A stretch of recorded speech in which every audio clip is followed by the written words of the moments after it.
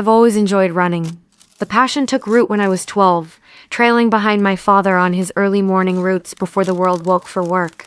Time, however, has a cruel way of accelerating.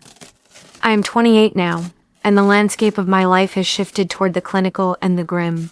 I am a transplant, a city soul moved from the iron pulse of Chicago to deep ancient whispers of Appalachia. The lush canopies and babbling creeks are breathtakingly beautiful, a stark contrast to the concrete labyrinth I left behind. I purchased a small cabin nestled deep within the timber. I stretched, felt the crisp air fill my lungs, and set out. My path took me down a long country road past a dense thicket of trees and a babbling brook, looping through heavy foliage toward the main road. You know the sensation, the prickle at the base of the neck, the sudden, heavy certainty that you are being watched. There it was, a nondescript, hulking black mass, pursued by the shadows that emerged from.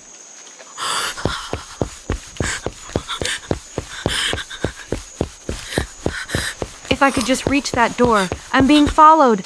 Please, I need the police, I gasped. I can't help you, ma'am, he choked out. The thing stayed with me, close enough to feel its weight in the air, yet never closing the gap. Then, headlights. I threw myself into the center of the road, waving my arms frantically. But as I moved toward the door, I saw his eyes fixate on the windshield. His grin died. In the harsh glare of his high beams, the entity manifested again. This time I saw the eyes, two orbs of glowing predatory light. The man didn't wait for me. He floored the accelerator, the truck roaring away and leaving me in a cloud of exhaust and gravel. I ran until the first gray fingers of dawn began to touch the horizon. When the sun finally broke the tree line, I turned around. The road was empty, just a desolate, quiet country lane. I collapsed, doubling over as my lungs burned and my spirit broke. I reported the incident to the local police later that morning. I expected skepticism, perhaps a lecture on overactive imaginations. Instead, the officer merely looked at me with a tired sort of pity. "You must be new to the Appalachian Mountains," he said simply.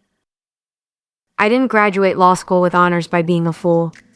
The very next day, I paid whatever price was necessary for a one-way flight back to Chicago.